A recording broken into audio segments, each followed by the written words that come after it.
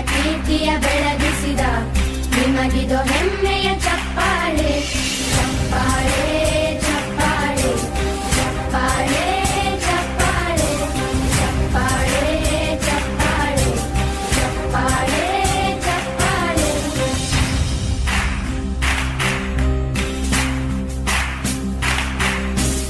ಕನ್ನಂಬಾಡಿಯ ಕಟ್ಟಿಸಿದ ಭಾರತ ರತ್ನಕ್ಕೆ ಚಪ್ಪಾಳೆ, ಕನ್ನಡ ಡಿಂಡಿಮ ಬಾರಿಸಿದ ಕವಿಗಳೇ ನಿಮಗಿದು ಚಪ್ಪಾಳೆ. ದೇಶವ ಕಾಯುವ